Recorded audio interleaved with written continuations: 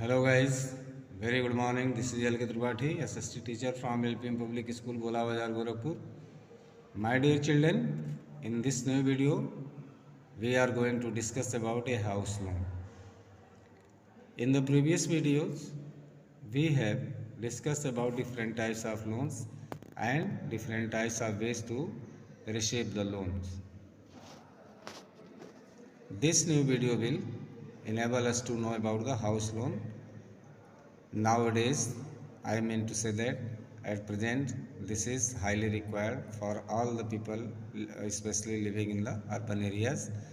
Those who are indulged in business services and other type of financial activities, they get the loan easily from the banks because they have sufficient amount or sufficient documents of property to show before the banks and before the cooperatives to get the loans. But this is difficult for the poor people and those who are living in the rural areas. Not they have different types of sources of income. They fall in trouble to get the house loan. Anyway, let us discuss about the house loan. What is this and how do we get from? Megha has taken a loan of rupees 5 lakhs from the bank to purchase a house. The annual interest rate on the loan is 12% and the loan is to be repaid in 10 years in monthly installment. Megha is a candidate. She has taken 5 lakhs rupees loan from the bank to manage the house. The interest rate of the amount is 12% and this is fixed that she has to pay all the loans within 10 years with the monthly installments. Megha had to submit to the bank documents showing her employment record and salary before the bank agreed to give her the loan. What we discussed earlier just now, that before taking loan, the consumer has to submit some authentic documents or records, whatever she has. If a person is a government employee or employed in a reputed institution or any sector, so they get the loan easily. Simply they have to show their employment record and they can get the loan. And the salary which he draws, it is reduced automatically from the bank in the form of monthly installment. The bank retained as collateral the papers of the new house, which will be returned to Megha only when she repays the entire loan with interest. And what the documents is presented before the banks or before the institution to get the loan after repaid the entire loan, the submitted documents is returned to the consumer without any restriction or without any further inquiry.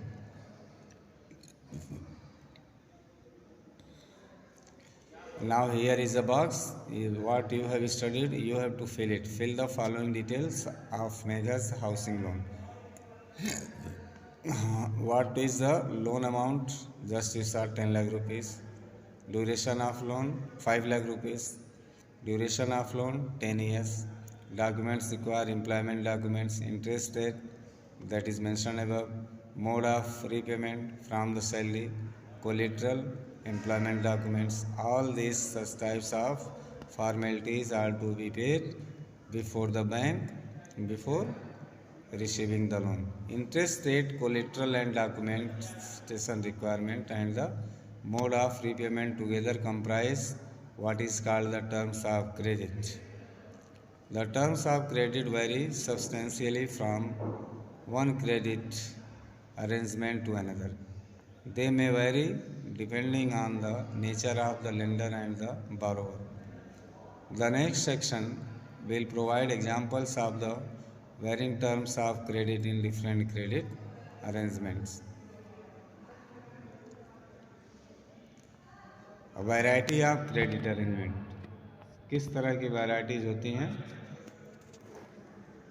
Rohit and Ranjan had finished reading about the terms of credit in class. They were eager to know the various credit arrangements that existed in their area. Who were the people who provided credit? Who were the borrowers? What were the terms of credit? They decided to talk to some people in their village. Read what they record. 15 November 2019.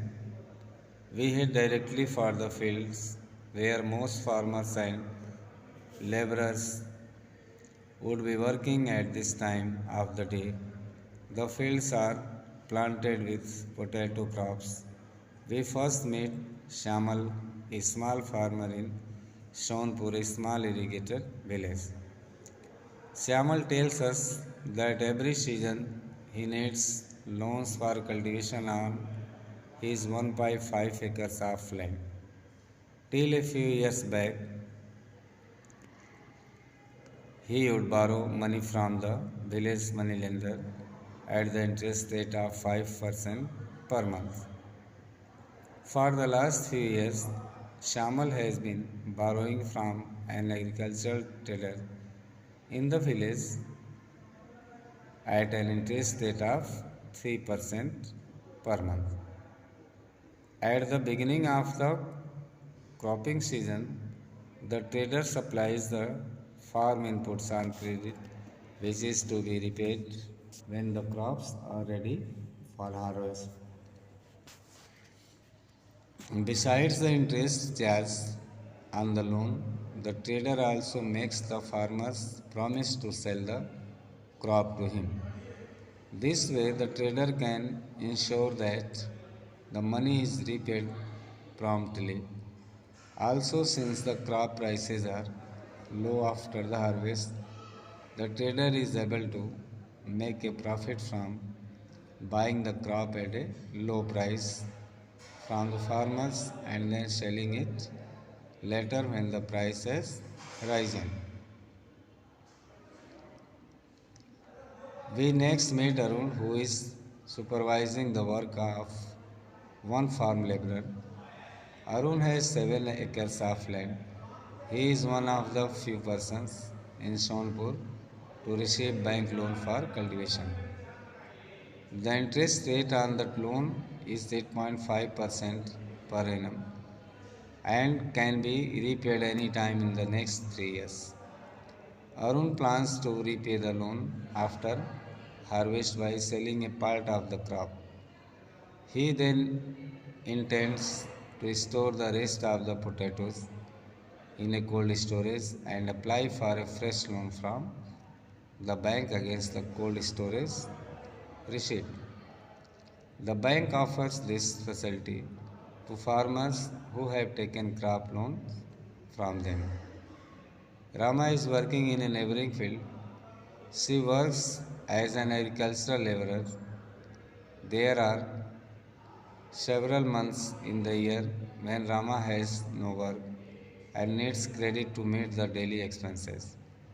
Expenses on sudden illness or functions in the family are also met through loans. Rama has to depend on her employer, a medium landowner in Sonpur, for credit. The landowner charges an interest rate of 5% per month. Rama repays the money by working for the landowner. Most of the time, Rama has to take a fresh loan before the previous loan has been repaid. At present, she wants the landowner rupees 5,000. Though the landowner does not treat her well, she continues to work for him since she can get loans from him when in need. Rama tells us that the only source of credit for the landless people in Sonpur are the landowner employers. Loans from cooperatives. Besides banks, The other major source of cheap credit in rural areas are the cooperative societies.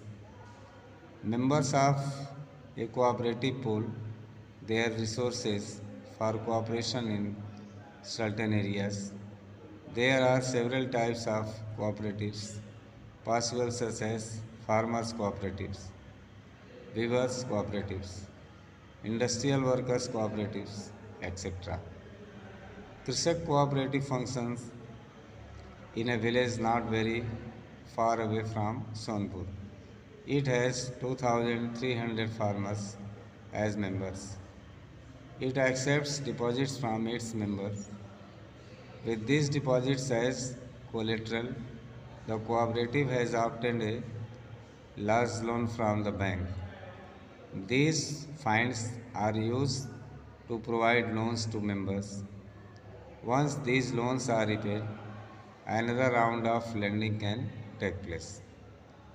Krishak Cooperative provides loans for the purchase of agricultural implements, loans for cultivation and agricultural trade, fisheries loans, loans for construction of houses, and for a variety of other expenses. Formal sector credit in India. We have seen in the above examples that people obtain loans from various sources. The various types of loans can be conveniently grouped as formal sector loans and informal sector loans. Among the former are loans from banks and cooperatives. The informal lenders include money lenders, traders, employers, relatives, and friends, etc.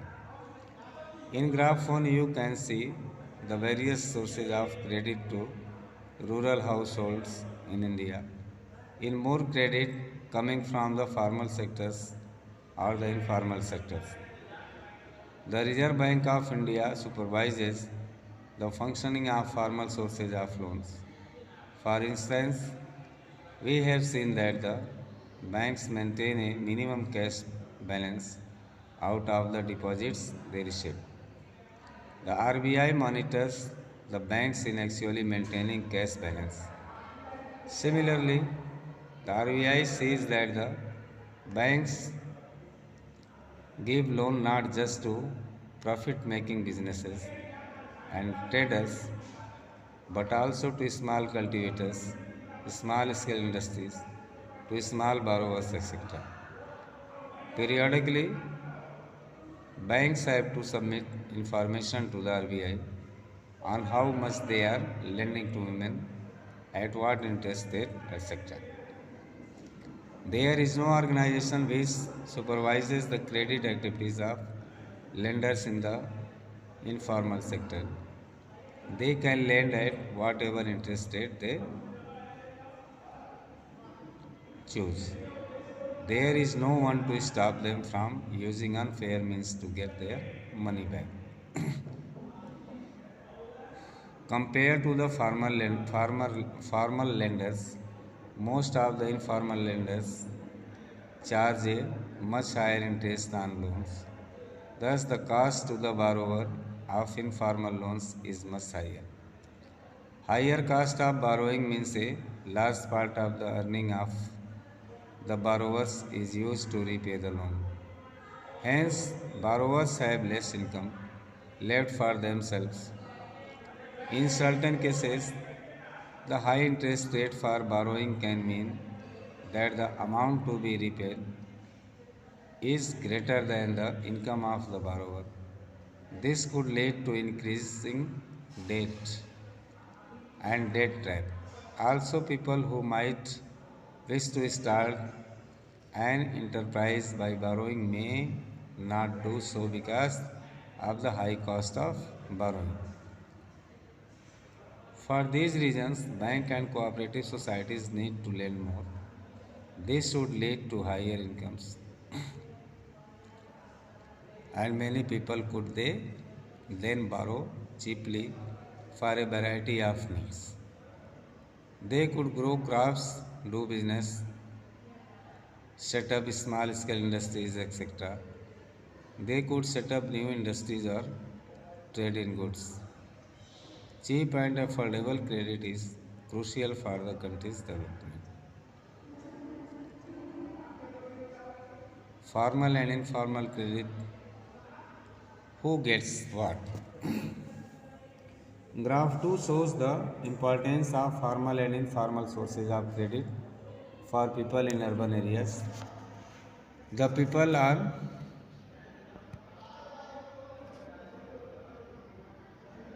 divided into four groups from poor to rich as shown in the figure. You can see that 85% of the loans taken by poor households in the urban areas are from informal sources. Compare this with the rich urban households. What do you find? Only 10% of their loans are from informal sources, while 90% are from formal sources. A similar pattern is also found in rural areas. The rich households are availing cheap credits from formal lenders, whereas the poor household have to pay a large amount for borrowing. What does all this suggest?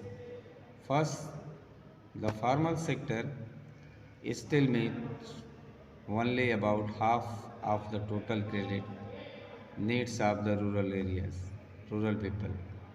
The remaining credit needs are met from informal sources.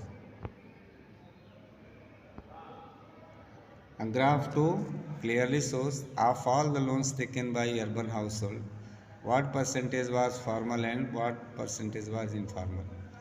Both are disguised here. Poor households 15% to 85%, 47%, 53%. This is household with few assets. Well-off households, well-equipped, 28% to 72%. Rich household, 10% to 90%. This is the urban household percentage in the formal and informal sectors. Blue, percent of loans from the informal sectors. Purple, percent of loans from the formal sectors. This is shown clearly in this graph. Most loans from informal lenders carry a very high interest rate and do little to increase the income of the borrowers. Thus, it is necessary that banks and cooperatives increase their lending, particularly in the rural areas, so that the dependence on informal sources of credit reduces. In this way, we have seen too much about the house loans, about other type of loans, method to repay the loans, and who takes more loan from the banks and how do they pay. All these things we have come to know through this discussion. Next discussion will be taking place in the next video.